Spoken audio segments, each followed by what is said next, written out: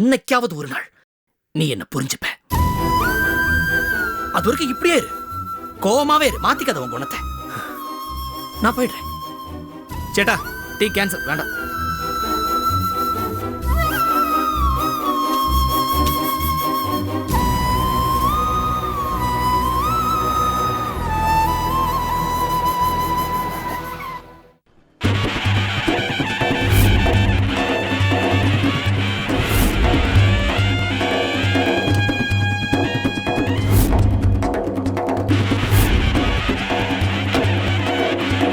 தங்கச்சிங்க சாப்பிடவங்களும் பட்னி கிடக்குறா, டீ கடையில உட்காந்து ரிலாக்ஸ் பண்ணிட்டு இருக்க. டேய் நில்றா. உன் மேல எவ்வளவு மரியாதை வச்சிருந்தேன், உன் மேல எவ்வளவு மரியாதை வச்சிருந்தா. உன்னை பத்தி எல்லாம் தப்பு தப்பா பேசும்போது நான் யார் பேச்சு கேட்கல. என் பாரதி சொல்லும்போது உனக்கு நான் சப்போர்ட் பண்ணி பேசினேன். ஆனா கேவலம் பணத்துக்காக ஏமாத்திக்க.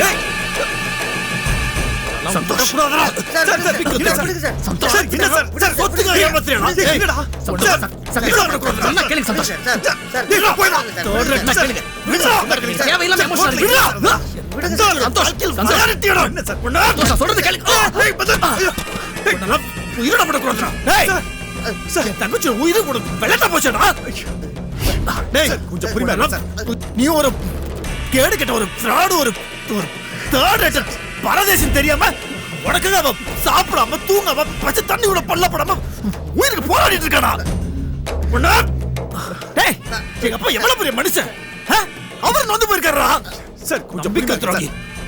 ஏண்டா என் ஃபேமிலி டார்ச்சர் பண்ணிட்டு இருக்க. ஒரு தேர்ட் ரேட்டட் இந்த பாரு, என் தங்கச்சி கோவக்காரியவனா இருக்கலாம், ஆனா உடனே ஃப்ராடு கிடையாதுடா. உன்னை நம்பி அவ ரூம்குள்ளே கிடக்குறாடா.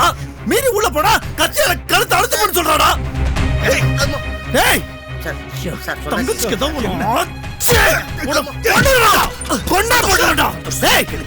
கேவலம் ஒரு சினிமா படம் எடுக்கிறதுக்காக தங்கச்சியோட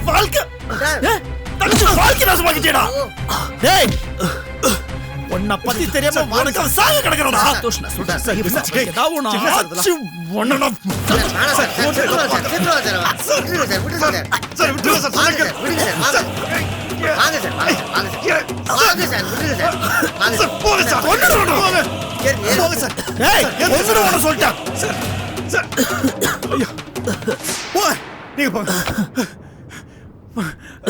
வண்டி எடுங்க சார். என்ன சார் இதெல்லாம் ரோட்ல?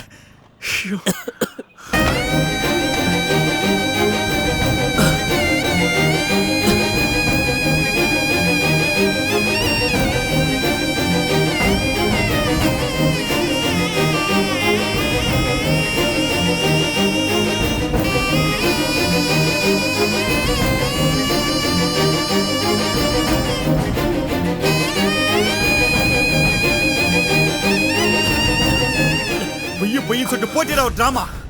அதோட முடிவு இப்படிதானே இருக்கும். சொல்ல வேண்டியது அவங்க கிட்ட உன் மனசாட்சியோட பயத்தை. உன் தங்கச்சியை மட்டும் இல்ல, உன் பொண்டாட்டியும் நான் தான் ஏமாத்தினேன்னு அந்த குற்ற உணர்ச்சியால தான் உன் தங்கச்சியை வேணான்னு சொல்றேன்னு சொல்ல வேண்டியதுடா. பாரதியை விட்டு கொடுத்தப்போ முதல் தப்பு பண்ண, இப்ப தேவியை ஒதுக்கி தள்ளி ரெண்டாவது தப்பு பண்ண பாக்குறேன். டே அப்ப மனசாட்சி பொல்லாத மனசாட்சி. டே செத்தாலும் உன்னை கட்டிக்கிட்டு தான் சாவுன்னு பட்டி கிடக்குறா பாத்தியா? அவ பொண்ணுடா. ஏண்டா அவ காதல உன் மனசாட்சி உனக்கு பெருசாடா? அப்படி ஒரு மனசாட்சி அதை கொண்டு போட்டு சொல்லடா. பெரிய நியாயமா தர்மமா? உனக்காக அந்த பொண்ணு செத்து போனா உன் நேர்மை வந்து அவ உயிரை திருப்பி கொடுக்குமாடா? விட்டுக்கணும்டா, அப்படியே விட்டுக்கணும். அந்த சந்தோஷம் கொண்டு போடுறதுன்னு அப்படியே விட்டுக்கணும்டா. தப்பு பண்ணி தொலைச்சிட்டா. நீ எல்லாம் எப்படா டைரக்டர்னு வெக்கமா சொல்லி தொலைஞ்சிட்டு இருக்க? ஒரு உண்மையான காதலை புரிஞ்சுக்க தெரியாத நீ எல்லாம் காதலை வச்சு படம் எடுக்கிற. அதை வச்சு கருத்து வேற சொல்ல போற. அது இந்த பைத்தியக்கார ஜனங்க எல்லாம் பார்க்கணும். என்ன கொடுமைடா இதெல்லாம். இருடா நீ இப்படியே இரு. இந்த பாரு, உன் மேல பிரிய வச்சிருக்க எல்லாரையும் கொண்டு போட்டுட்டு நீயும் உன் மனசாட்சியை மட்டும் உயிரோட இருக்கடா. உன் கூட இருந்து உன்னை நேச கூட்டத்துக்காக நானும் செத்து தொலைஞ்சுதான் தீரணும். போதும்டா சாமி, போதும். இதுக்கு மேல எந்த கொடுமை என்னால தாங்க முடியாதுடா. நல்ல வேறடா, நான் காதலிக்கிறதுல எதுவும் பண்ணி தொலைக்கல. ஒருவேளை நானும் ஒரு பொண்ணை லவ் பண்ணிருந்தா உன்னை நானே கொன்னு போட்டிருப்பேன்டா. காதெல்லாம் என்னன்னு தெரியாத முட்டா பேடா நீ எல்லாம். டேய் நீ எல்லாம் நல்லாவே இருக்க மாட்டடா, நல்லாவே இருக்க மாட்ட.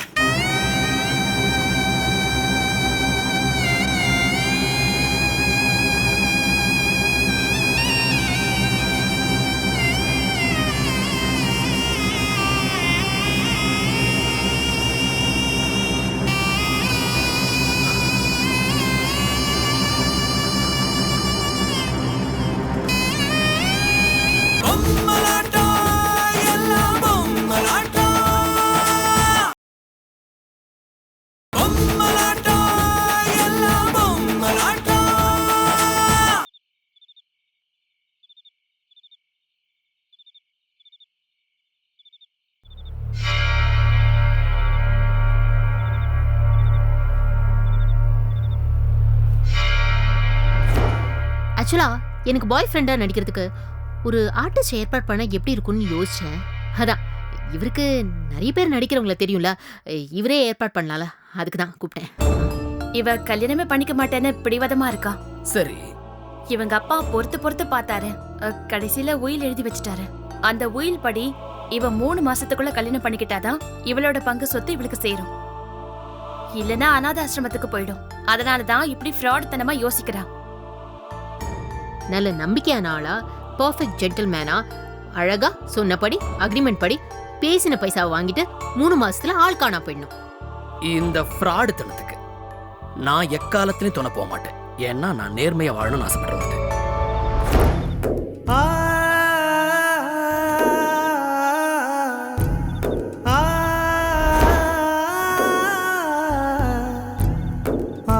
ஏய் கதிர், எந்திரா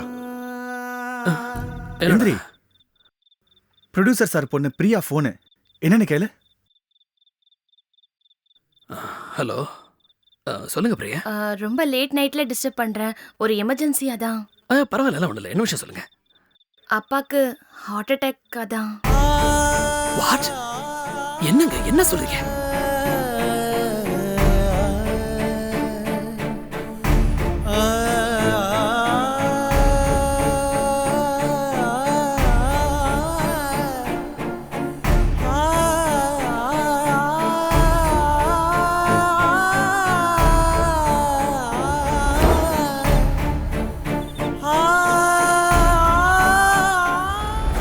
ராம் தேவிக்கு வந்து கல்யாணம் பண்ணிக்கிட்டு வாழ்றதுல துளி கூட விருப்பம் இல்ல. தேவியுடைய அப்பா அவ என்ன 3 மாசத்துக்குள்ள கல்யாணம் பண்ணிக்கலன்னா அவளுக்கு சேர வேண்டிய சொத்து எல்லாம் அநாத ஆசிரமத்துக்கு போய் சேர்ந்துரும்னு ஒரு உயில் எழுதி வச்சிருக்காரு. அதனால அவளுடைய சொத்தை காப்பாத்திக்கணுங்கிறதுக்காக 3 மாசத்துக்கு மட்டும் அவளுடைய லவராவும் ஹஸ்பண்டாவும் நடிக்கிறதுக்கு ஒரு ஆள் வேணும் அப்படின்னு என்கிட்ட சொன்னான். அது மட்டும் இல்ல, பணத்தை பத்தி கவலை இல்ல, எவ்வளவு பணம் வேணாலும் சம்பளமா தர தயார்னு சொன்னான். நானே தேவியுடைய லவ்வரா நடிக்கிறதுன்னு முடிவு பண்ணிட்டேன். டேய், பணத்துக்காக இவ்வளவு ரிஸ்க் எடுக்கணுமாடா? எப்படியாவது படத்தை முடிச்சாகணும், நம்ம ப்ரொடியூசர் பழச்சாகணும். அதுக்கு இப்போதைக்கு நமக்கு தேவியை விட்டா வேற வழி கிடையாது.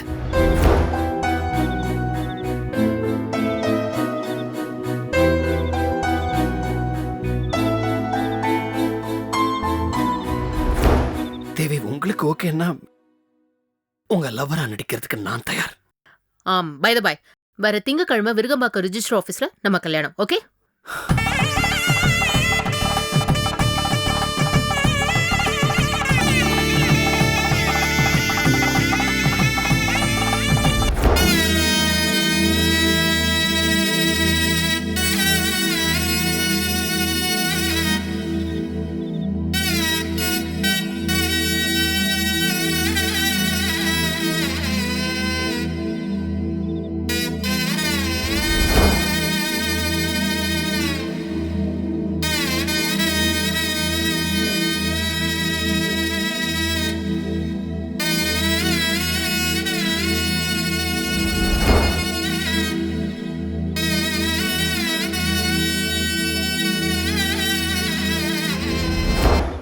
நம்ம 2 பேர் புருஷன் பொண்டாட்டி எல்லாத்துக்கும் ஒத்துக்கிட்டு தானே அக்ரிமெண்ட்ல சைன் பண்ண. ஆமா, அப்ப ஒத்துக்கிட்டேன். இப்ப எனக்கு ஒத்து வராதுன்னு தோணுது, அதனால ஒதுங்கி போறதுன்னு முடிவு பண்ணிட்டேன்.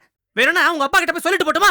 இங்க பாருங்க மிஸ்டர் சிதம்பரம், உங்க பொண்ணு உங்க சொத்தை எல்லாம் குறுக்கு வழியில அடையிறதுக்காக ஒரு பிளான் போட்டா நான் உங்க பொண்ணுக்கு வந்து டூப்ளிகேட் புருஷன் நடிக்கிறதுக்காக கான்ட்ராக்ட்ல இங்க வந்தேன் அப்படின்னு உங்க அப்பா கிட்ட சொல்லிட்டு போட்டுமா? சொல்லட்டுமா? சொல்லு.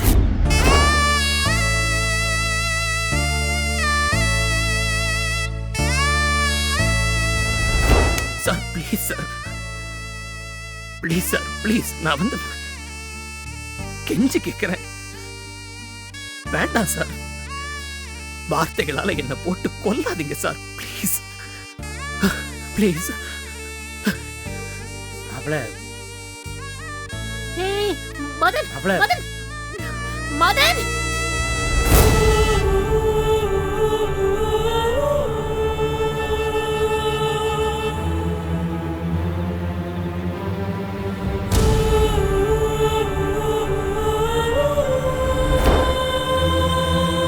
மாப்பிள மரியாதை தெரிஞ்சவருங்க, நம்மள வரவேற்கிறதுக்கு வாசலுக்கே வந்துட்டாரு பாருங்களேன். வணக்கம் மாப்பிள. வணக்கம். நீங்க எங்க இங்க? கல்யாணம் ஆகி இன்னும் முழுசா 1 மாசம் கூட ஆகல. அதுக்குள்ள மாப்பிள்ளையும் பொண்ணும் ஏன் பிரிஞ்சிருக்கணும்னு தான் கையோட கூட்டிட்டு வந்துட்டோம்.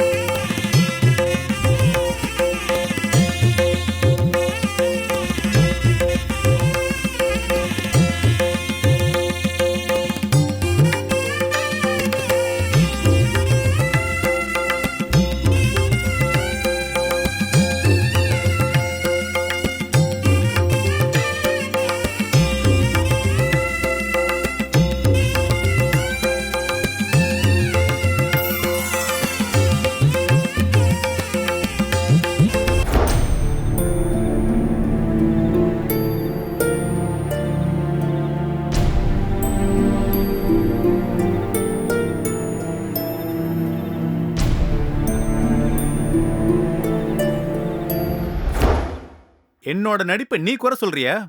இந்த நடிப்புக்காக கோடிக்கணக்கான ரசிகர்கள் விசில் அடிச்சு என் படத்தை பாக்குறாங்க தெரியுமா? பாக்ஸ் ஆஃபீஸ்ல பணம் கொட்டுன்னு கொட்டுது. உனக்கு தெருவுல நின்னு பிச்சை எடுத்தா 50 பைசா போடுறது கூட நாதி கிடையாது. உன் படமும் அறகுறையா நிக்குது, நீயும் அறகுறையா நிக்கிற. நீ பிளாட்பாரண்டா. ஏய் மதன், யார் இவன்? அவன் இஷ்டத்துக்கு பேசிட்டு இருக்கான், நீங்க வாய் மூடிட்டு வேடிக்கை பார்த்துட்டு இருக்கீங்க. யார்டா நீ? யார்கிட்ட பேசிட்டு இருக்கேன்னு தெரியுதா? வாமா, நீ யாரு? இவனோட அல்ல கையா?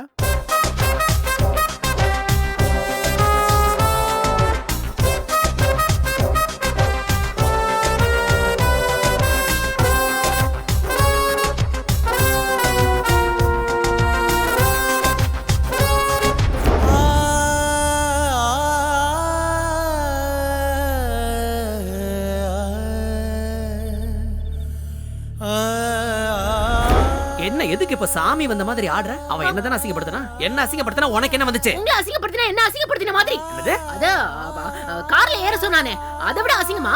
சொல்லுங்க.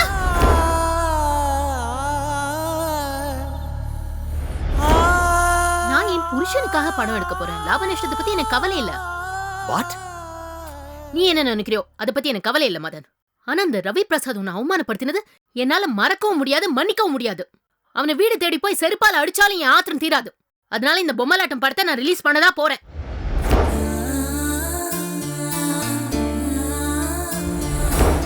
கடன் வாங்குறதும் பிச்சை எடுக்கிறதும் இவர் பாஷையில வேணா ஒன்னா இருக்கலாம் ராமண்ணா. அப்படி பிச்சை எடுத்து தான் இந்த படத்தை எடுக்கணும்னு கட்டாயம் வந்தா கூட நான் என் புருஷனுக்காக பிச்சை எடுத்தாவது இந்த படத்தை எடுத்து முடிப்பேன். என் புருஷனோட அருமை எனக்கு மட்டும் தெரிஞ்சா போதுமா? இந்த ஊருலகத்துக்கு தெரிய வேண்டாம்?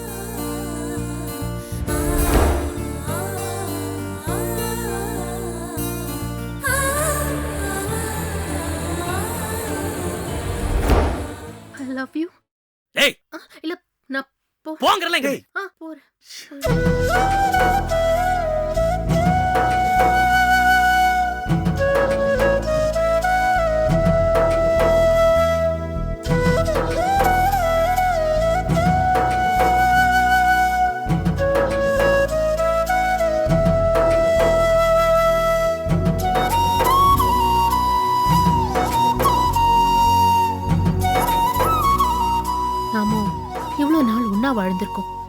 ஒரே வீட்ல இருந்திருக்கோம், சந்தோஷமா இருந்திருக்கோம், சண்டை போட்டிருக்கோம், ஒருத்தர் வெறுத்திருக்கோம், ஒருத்தர் சப்போர்ட் பண்ணிருக்கோம். கொஞ்ச நாளா இருந்தாலும் இவ்ளோ நாள் வாழ்ந்ததுல என் மேல உனக்கு காதலே வந்தது இல்லையா?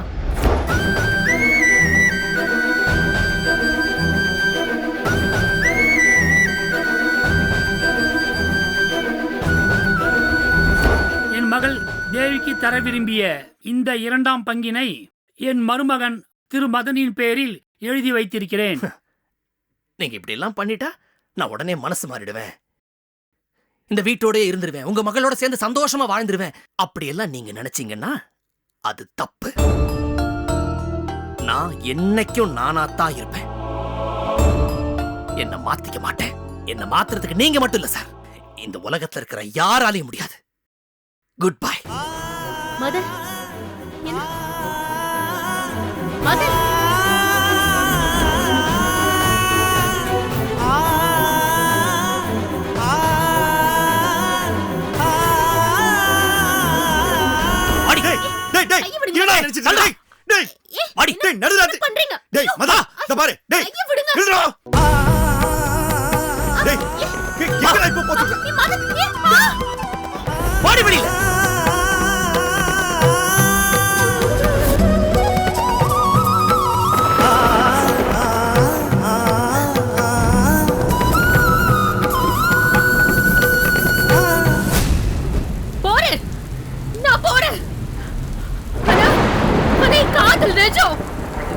சத்தியமானது.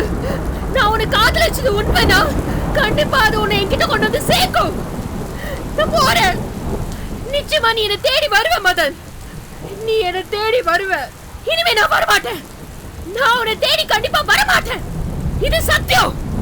நான் உன்னை காதலிச்சது உண்மையா இருந்தா நீ என்னை தேடி வருவ, வர வைப்பேன்.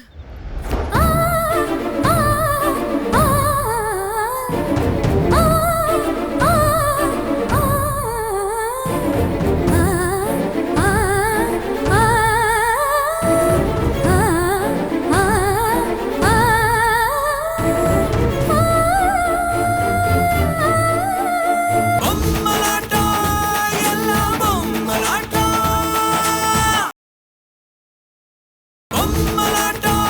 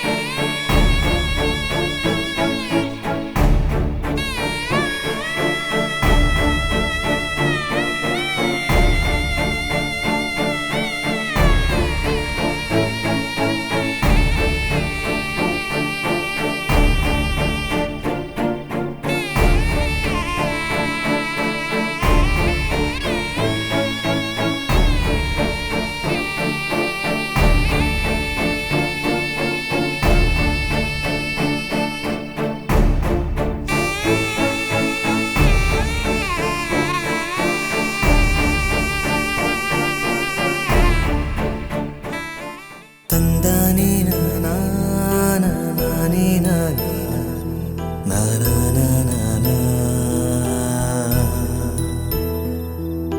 தந்தானே நானா